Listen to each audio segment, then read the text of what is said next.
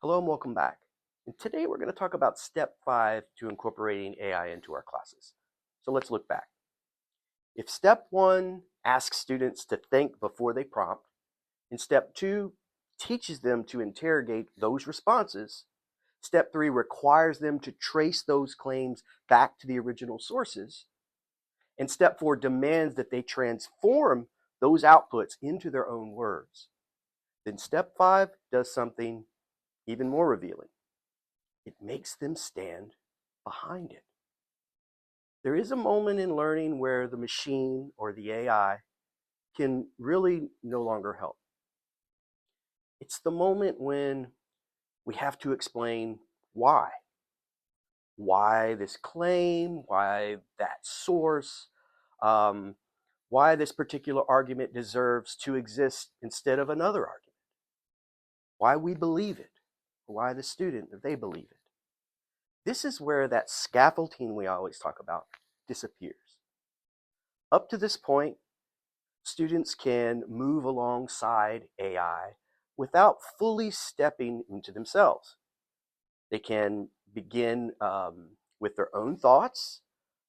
They can interrogate the response to those thoughts. They can trace the claims and transform the language into their own. But defense is different.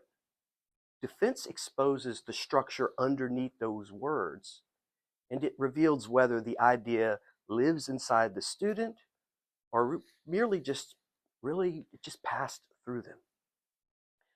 Because borrowed thinking, it collapses under questioning. Own thinking holds on, right?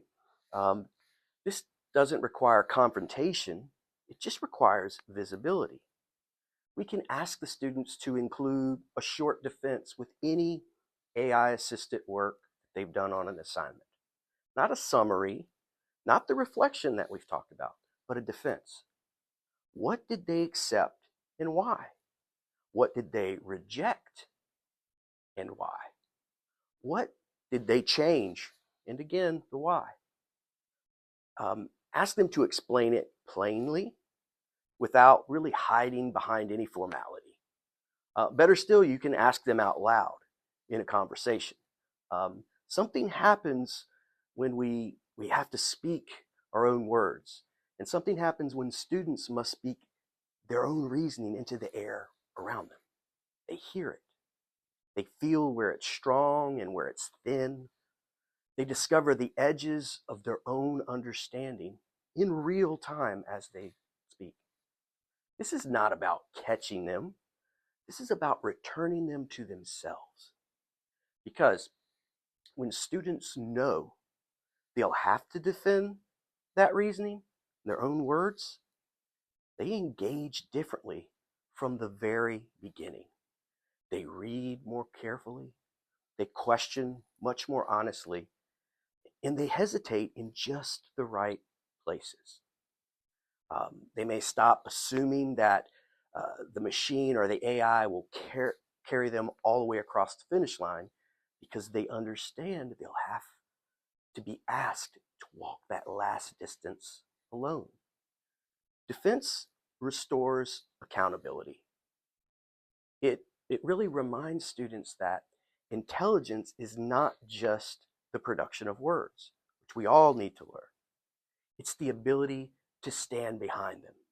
Stand behind those words that we write. AI can generate language indefinitely. It cannot stand behind one single sentence. Only the student can do that. If we don't require some type of defense, students may still produce impressive work, but the work will not help produce them, those thinkers. And that's always really been the point. Next, we'll talk about step 6. I'll put a much more detailed version of this up on the stack. See you next time.